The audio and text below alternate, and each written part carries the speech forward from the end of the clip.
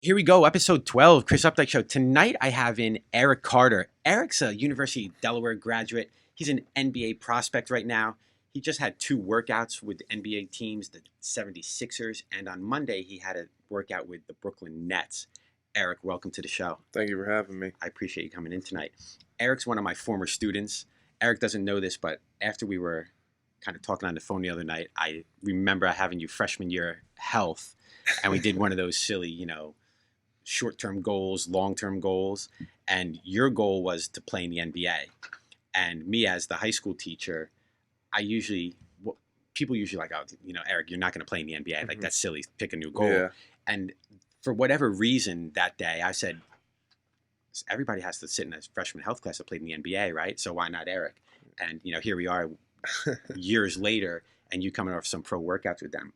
What I'd like to do today is for our listeners out there, I kind of want to take you through like your high school experience, let them know how the recruiting process goes. We'll talk about the NCAA a little bit, and then talk about the most exciting stuff going on, right? Your pro workouts, because I'm pretty interested to hear about how those pro workouts went. Talking with you the other night, we had a pretty interesting conversation. You told me freshman year of high school, you decided, because said you were a better baseball player than you were basketball player. So freshman year, you made that decision to just what? Just to go basketball. It was probably in 8th grade. I was trying to find out where I was going to go to high school. I was between like a couple of private schools and Jackson Memorial because I went to McAuliffe, but I moved to the other side of town at the end of 8th grade and just felt comfortable going to Memorial and staying home. I know like a lot of people like to leave, but I knew Coach Fagan for a while, and I knew that I could be really successful with basketball and get a free ride if I worked my butt off, and it paid off. Yeah. When did you kind of realize, like, I could get a D1 scholarship? Like, I had the size. How tall are you right now? 6'9". 6'9", and that's on paper. But are you really like 6'7" and a half? Like 6'8" and 6'8" and a half. Yeah, so 6'9". But 6'9" with shoes. So yeah, 6'9". So you were going through that process, and then when did it like dawn on you, and talking to coach and talking to mom and talking to some other people out there to say, like, I really could go play Division I basketball somewhere if I do work my butt off for the next 4 years? Yeah. Probably at the end of my freshman year, like probably middle of my sophomore, honestly. I knew everybody expected me to play varsity, and I sat varsity and played JV, so that was kind of a reality shock. But Coach Fagan kept telling me, like, you have so much potential, and if you can get your body right. I was overweight, I was chubby, and I didn't know what hard work was, but eventually watching the older guys and watching how they worked, and some of my friends that were older and successful at that level, I knew that I had a shot if I worked my butt off and I changed my eating habits and everything, and here I am today. So talk a little bit about that, because you said the other day when we spoke, everybody wants to play a Division I sport, but nobody wants to do the Division I work to get there. So the first thing you said is you kind of changed your body a little bit. So talk about that process a little bit, your diet, going to the gym, working out. You weren't just shooting basketballs. So talk about that a little bit. It was everything. I think freshman year I was like 6'5", but I was probably 250. A little baby fat on you. Yeah, 255. I was chubby. But no, sophomore year, my mom knew where I wanted to be and did the best she could helping me. A lot of chicken and rice and watching what I eat and not eating late and no more eating out as much, and just little things like that. Going to the gym and lifting after school or before practice, and keeping that regimen and building day in and day out, and slowly it wore off. What was the process like, in season? You probably practiced 2.5 hours a day at the high school level. But then what were you doing outside of before practice or after practice? Because you just weren't like a 2.5 hour guy. So it was actually cool. I lived, especially my senior year, I lived not too far from a gym. So I would come home from school and literally walk over to the gym with my friends, and we would lift. Or I remember on game nights, Coach Fagan was big on lifting after games. So we would play at like 5 o'clock on a Tuesday, and at 7:30 I'd be over at Super Gym with like Charlie or Tom lifting after. So just continue to stay in the gym. A lot of people think that you can't shoot or you can't lift during the season, or it'll affect your shot, and all that's like BS. You got to maintain your strength, and that's the way to do it, by lifting 3 or 4 times during the week. Let's be honest, like a Division I guy in the pros, they lift during season. Yeah, they lift every day. They do something every day besides shooting a basketball. One of the things you talked about, too, was you stayed patient through that whole process, your 4 years of high school. And I think today everybody has that instant, add water mix and you have your thing.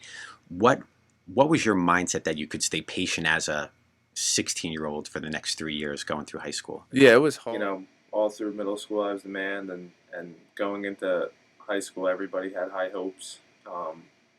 My friends and people to see me playing varsity or stuff like that, and they were just guys that were better, and I wasn't ready. I thought I was, and Coach Fagan knew that it was going to take time and patience, and I learned that probably after like the second or third practice when I was just getting my butt kicked every day by Brandon McDonald and Brandon Holla. But it helped me so much, and it taught me, what I had to do, and I credit them too for success, because there were days, I had some like rough days freshman year, and I knew my patience would pay off and just continuing to work. And by sophomore year, in the middle of the year, I was starting. Yeah. So you worked hard, and then you got playing time. Yeah. It's weird how that works. Yeah, right? Not only did you play, 4 years of high school ball for Coach Fagan, but you also played like the AAU circuit. Yeah. And you played on some of the better teams throughout the AAU years. You got a really strong junior and senior year off season. When did you actually break out with that AAU? Because I know you had like one big tournament, then all of a sudden, like the phone wouldn't stop ringing. So freshman year, I played Short Shots. That's like a local team. Sophomore year, I think I played with them a little bit, and then the Nike teams, which is like the big thing now. You got to play on something called a circuit. So Under Armour has a circuit. Adidas has one called the Gauntlet. Nike has one called the UIBL. They started calling, and after my sophomore season, when we lost to Milltown North, they came up and basically said, we want you to play for us. So that was awesome. You get to travel everywhere, and everything's free, and you get a ton of gear, which is cool. But I'd say I broke out probably not my sophomore year. That's when I started getting some interest. But my junior year, we were in LA for the EYBL, the first session, and I had a great weekend. And got off the flight home. You would skip school Friday, which was cool. You got to miss a day. Yeah, you got to miss a day, and then you would land Sunday night or sometimes Monday morning at like 1 a.m. I remember getting off the flight from LA. We were in Philly at like 11:45 at night, and I had like 8 missed voicemails from schools that were offering me scholarships. So that's when it like really started to happen. And that was the end of your junior year? End of my junior year. I had 2 or 3 offers in my junior year from schools, but that's when it really started to like blow up. So summer of your junior year. Yeah. Yeah. And go ahead, throw out a couple of names of those schools that were calling you. Yeah, I think the first offer I had was St. Peter's, right in Jersey City, but they were in and out. And then they just all started coming in: Towson, Drexel, Fordham, Monmouth, Canisius, Quinnipiac, a lot of the MACs, CAA, a couple A10s were sniffing around, LaSalle, stuff like that. When you started like the end of your senior year now, the coaches are calling. Talk a little bit about how like a conversation goes. They make an offer. Because one of my students, he's a soccer player, and he got an offer. He had a couple guys looking at him, and one of the schools was like, listen, here's our offer, but you got to let us know by this date. Yeah. And if you don't, you lose the offer. So they were putting some pressure on him, and he wound up not going to that school. But it's a little bit of a business when you start doing that stuff. You're talking to coaches, and there's money involved. So explain how that process works a little bit to the senior in high school, whether they're a basketball player or a soccer player. Yeah, or, they play a game, but I think you got to play it back. Basketball is a lot different. Some kids commit early, some kids commit late, but it's also it's a game, because just like I had an offer, they probably offered 2 or 3 other big men. So you kind of got to weigh your options and not you kind of have to have a timetable, because if they offer you and 2 others and the other 2 commit, you're not going there too, because they're going to pull the offer. So basketball is different. They don't really give you a time frame as much, but some schools will, let you know that like you're their number 1 guy and they want you up. Yeah. Now, when you were getting your offer, it was Delaware, Northeastern was looking at you, Mm-hmm. Townsend, Monmouth, which is local. You've been there, so you kind of knew them, and Fordham. So you kind of like listened to a little bit of everything and kind of weighing your options and what fit Eric best? Yeah, going into my senior year that summer, so I guess that was like 2013 or wherever, I took a bunch of unofficial visits all around in August and kind of narrowed down my decision. I had 30-something schools that were looking at me and narrowed down to 7-ish, and then decided to take 3 official visits in September, and I wanted to make my decision early. I wanted to focus on my senior season and hopefully win as many games as I could. Right, because that's kind of what worked best for Eric. Yeah. So then what was your top 3 then after you kind of had this, so those coming 7? down to it, I took 2 officials. I took 1 to Delaware, 1 to Towson. I was aiming to take one to Northeastern, but I couldn't because I had a project due for Miss McCann's English class. Come on, Miss McCann. I know, but no, those three and Fordham a little bit, but they were trying to figure it out because they only had one scholarship available. Took my visits. They were all great. I had Monmouth in my back pocket. You know, it was close. My mom loved it, but I wanted to leave. And I had a little bit of spite against them because they, at first, my junior year, told me I wasn't good enough. One of the assistants, I remember saying that, but eventually they fell in love with me, and I fell in love with them too. But then I just realized that Delaware was best for me, and I knew that I could be successful and I could play early. I think that should be something important when kids look to schools. They shouldn't look how big, but where they fit in. And I think that I fit in perfect, and it shows with the career and success I had. Yeah, and it's funny you say that because I have some kids right now. Like I said, I'm talking, and they're looking at positions, and there's they go next year, and there's a junior, so they know they're probably sitting 2 years behind that guy and not going to see any playing time. Maybe they'll see a little their sophomore year, but they're not going to really see any playing time till junior year, maybe senior year. So it's just interesting to me, and I don't think the other kids think like that. They're like, oh, well, I really like this school. The scholarship's pretty good, and I'm just going to go there, right? Because I took a visit to the campus and I really, really liked it, or whatever the case might be with that. So what made you choose Delaware out of those like top three that you just went over? I just remember visiting and talking to Coach Martelli and Coach Ross, and I fell in love with the campus too. I really liked Monmouth. Towson was kind of like my third pick. I had some higher schools calling as well at that time, but I knew that the way they play is you could be number 4 on their list, and if they don't get their 1, 2, and 3, then they're high on you, and that's when you play the waiting game, and it can either really work out or it could not. It could fall into pieces. So I met with them, and they said that me and one of the other players that came in, we were their number 1 guys for the class, and they showed how much they wanted us the first weekend for official visits. Me and him were on the visits together, and I knew that this was the place I wanted to be. That place, that's so where you wanted to go because you felt they treated you best and where you fit in the best. I was comfortable. I knew that I could get playing time a little bit right away and then eventually end up being one of the main guys. So let's talk about it now. So you graduate Jackson Memorial. What's your summer like from going senior year high school, freshman year That was college? Horrible, honestly. I remember we graduated like so late because of the snow days, June 25th or 26th, and then July 5th I was leaving for summer session 1. And it was just fast. It was scary. It was exciting, though. I knew, the next 4 to 5 years were going to be the best times and the worst. But, it made me where I am now. And it was exciting and nerve-wracking. I remember, moving in and my mom leaving. She was crying. And I was just like, here it goes, and you wake up the next day and you're back in school again. What were you going to school taking classes, or was it just workouts? Yeah, so in summer session, we would take 2 classes in the morning, 9 to 10:30 and 11 to 12:30, eat lunch, and then you would have weights 2 to 3, and then practice 3 to 4:30 basically every day. So you had a full day. Yeah. And how many weeks was that for? 5 weeks, but that was the longest 5 weeks of my life. We had weekends off, which was nice, and I would come home since it was close. A lot of summer sessions on weekends, I'd bring teammates home and go to the beach or something, but that first summer session was the longest summer session of my life. Yeah. Freshman year, now you're there, you're on campus, it's like September-ish. Yeah. What's your preseason like? Because you're not just going to class. It's class basketball. Yeah, the it was. Season doesn't start for a couple of months. And the first week is smooth. You have a couple classes and everything's going well, and then preseason hits and you have 6 a.m. runs followed by a couple classes during the day with study hall, and in the afternoon, our class, the way our teams always work out at Delaware, you have class between 8 and 1. So we would have weights at 6:30 to 7:30. Some kids have class at 8. I was always lucky I never had the 8 a.m.s.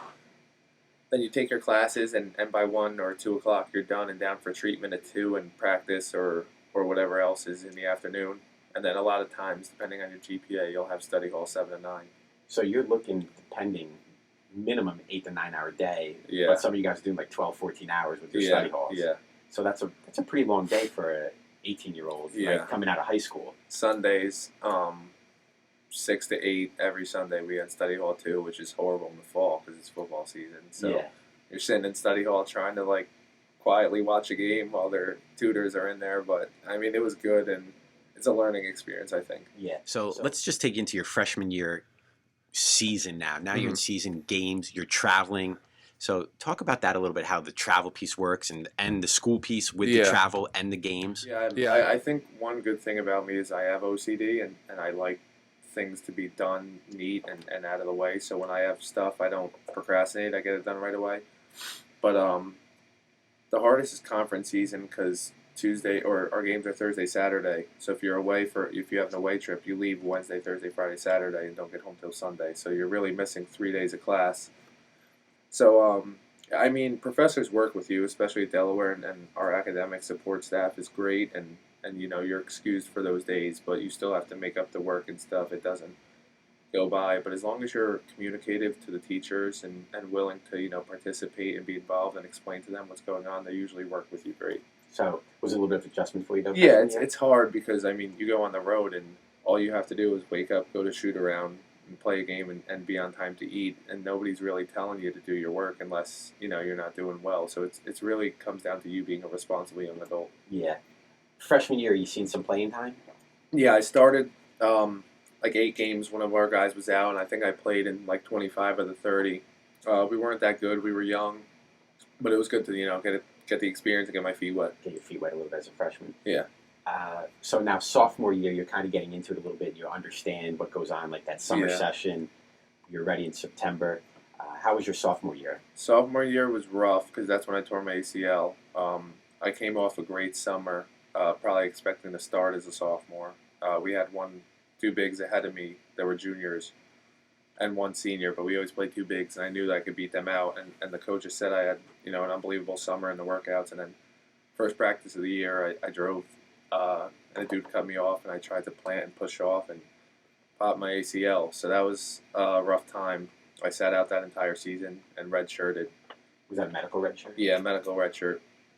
So I got surgery in October, and just kind of rehab the rest of the year, which was probably the longest year of my life. Yeah. So that injury, did that happen at the beginning of sophomore year? Yeah, that So you happened saw in September. no real Nothing. playing time First at all. practice, yeah, September 15th. So now you go through almost a full year Yeah. rehab, and now you're getting ready for your junior year. Yeah, so it would be my junior year in the classroom, sophomore year on the court. That year was good. That was our first year under Coach Inglesby. Our old coach was let go, and they brought in Coach Inglesby from Notre Dame.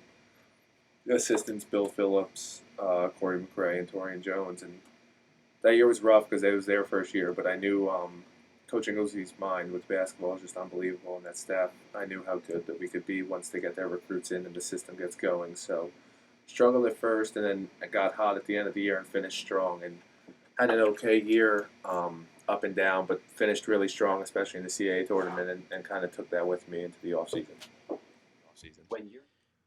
When you're there and they let the coach go, they fired him, right? Yeah. They fired the coach.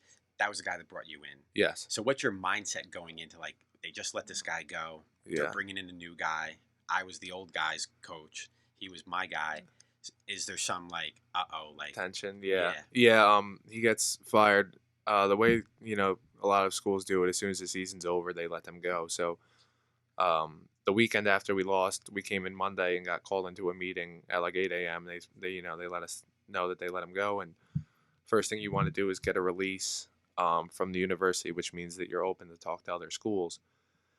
And the university was fighting me for a little while on getting that. They didn't want me to have it because everybody was asking and it was looking bad. But at the end of the day, you have to do what's best for you. So that's what I did, and got my release and talked to some other schools. And then once I knew Coach Inglesby was in the running, I've met him before, like a little bit in high school, talking to him. I knew that I could be good in his system, so I kind of pushed for him. And once he got the job, I knew I was staying. You knew it made you feel a little bit better that Definitely. you fit into the system the new coach was bringing in. Exactly. So that was your junior year now? Yes. So that happened at the end of my redshirt sophomore year. So now I played my sophomore year, junior year, senior year for him. Coming into the junior year with the new system, new Yeah. coaching staff, just kind of talk about that a little bit, how that That was goes good. on. We finally got some recruits in and finished pretty good. We finished right around 500. Really got going at the end of the year. Some of the seniors were up and down. They were kind of 1 foot in the door, 1 foot out. But we were kind of focused on the guys that we had coming back, and I had a good year that year. Averaged around 11-9, and really got hot in the CAA tournament again and end of the season. So that's like what we did, and we ended up coming up short in quarters. And then coach kind of told me, this is going to be your team in Rise, and I want you to lead them going forward. And I was excited about that. Yeah. So now you have another off season. Yes. You're coming into senior year. Yeah. Your senior year on the court. Yes. So now he kind of says, "Listen, I want you to be one of our leaders." Yeah. What's your mindset like? I'm excited. I mean, junior year I was a captain too, but senior year I really knew that this was going to be my team, and guys look to me as a junior, but when you're a senior, it has a different expectation and level of respect. And the guys were wide eyes and open ears, and it was exciting knowing that it was on my shoulders, and I like that responsibility. I don't really think it's pressure or anything, so it was exciting to have and exciting to lead the group of guys that we had, and we had a successful year. Yeah. So going into now your fifth year, your grad year, which you just came off of. Yeah. You had a really nice year. Yeah. Talk a little bit about, because once again, you kind of were like open to talk to some other schools because it was your grad year, correct? Yes. And you chose not to do that. Correct. You chose to stay at Delaware, which really worked out in your favor. Kind of made you like the hometown guy. Yeah. I like that you did that just because that's kind of how I think too. Like, kind of stay home where I'm at. There's no really reason to leave. What was the reaction or the reception like you got down there at Delaware when they were like, Eric's staying for his grad year? So one of our other players who was really talented, Ryan Daly, was a sophomore, decided to jump ship and transfer. So when he did, everybody's thoughts were like, is this team gonna, Is the whole team kind of like is separate? everybody gonna leave? So I remember Coach Phillips calling me and just saying, I know you're graduating. We just want you to be honest with us.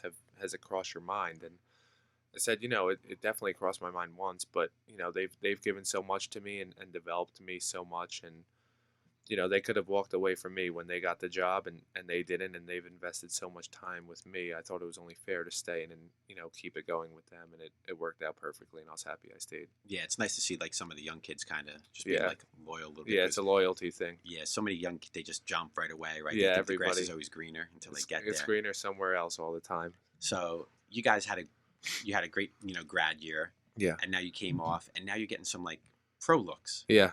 You have it's an exciting. agent. You have an agent right now. Yeah. So right after the season, I left school and met with a couple guys in New York, a guy out of Cleveland, and decided, I during the season, it's kind of like a recruiting process all over. So they call you, tell you they're interested, sell you their agency and their pitch, and then after the season, same thing, narrowed down to 4.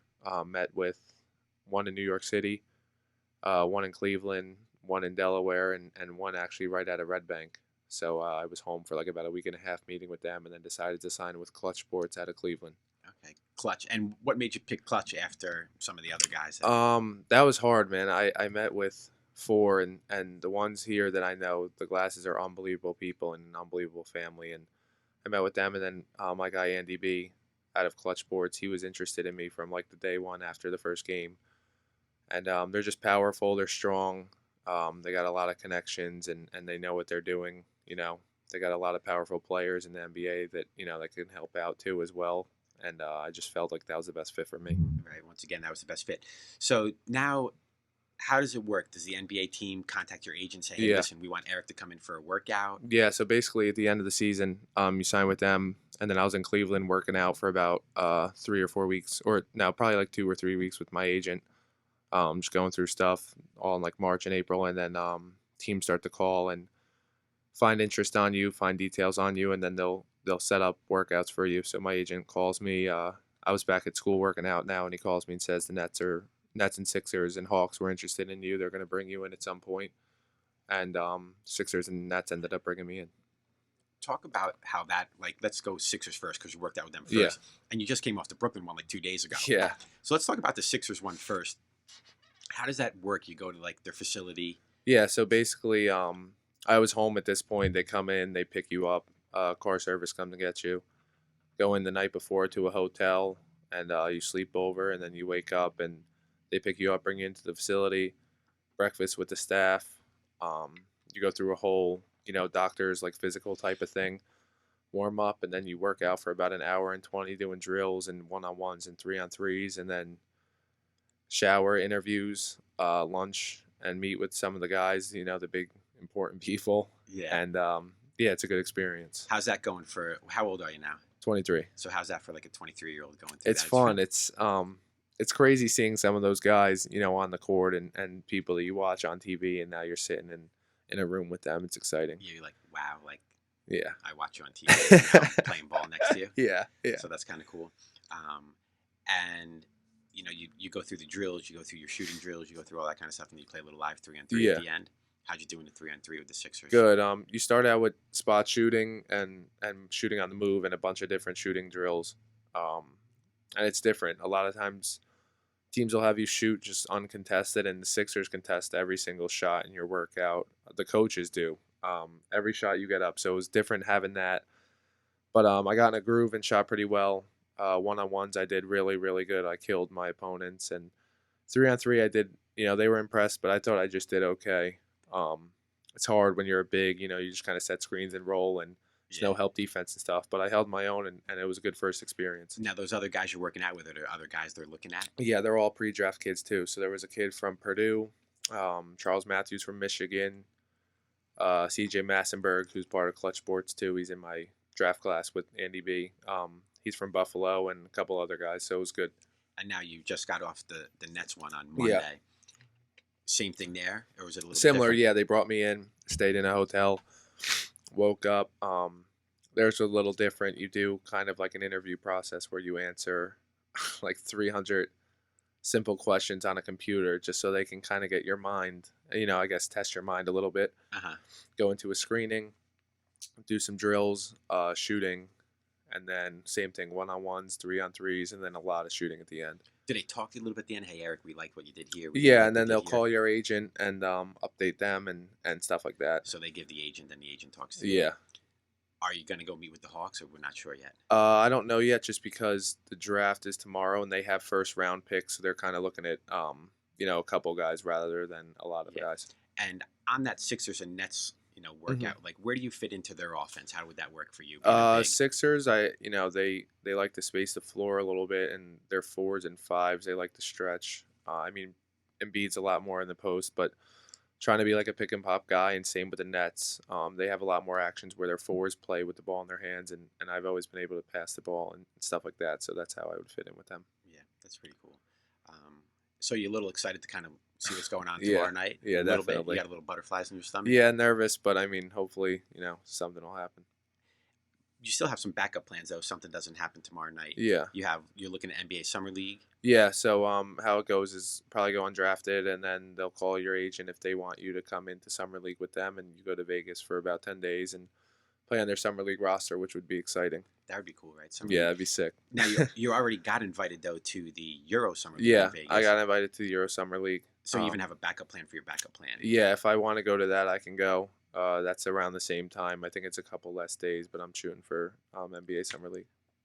What else you have going on for this summer? I know you're going to be back here teaching a little bit. You're going to be doing some clinics and stuff. I want to do.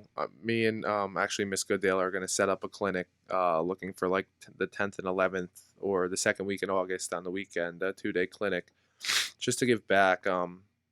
I think it's important. It's hard to get gym times around here and stuff like that. But any way I can impact like the younger kids, and especially in the basketball world, I know that sometimes there's not a lot of different camps and stuff around, but it's not going to be expensive, and it's just to get kids out and in the gym and in the summer work on their game. That's cool. You're doing something with Rachel. Her brother's actually coming back in Friday, coaching over at Rutgers.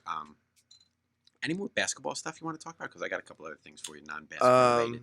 No, I don't think so. I guess that would just be it. Yeah, I follow you on your social. You're a little bit of a foodie. Yeah, big foodie guy. You like to cook? Yeah, I love to cook. What's your favorite dish to make? Salmon, pasta with sauce, meatballs. I can kind of cook anything, but those are my main. A lot of times at school, during football season, I lived in like a joint house, so it was like me and 3 of my roommates. Then the girls lived on the other side, so we had a deal. I would make dinner, and then they would have to like make dessert and do stuff for us. So it was pretty easy. It was a pretty good deal. Yeah, it was a good deal. You eat out a lot too. I always see you I posting a do. picture of your plate. You're one of those guys. Yeah. You love that Brooklyn Square. Best place in New Jersey, hands down. Yeah, that's my place. You have anything else we want to talk about before we get out of here?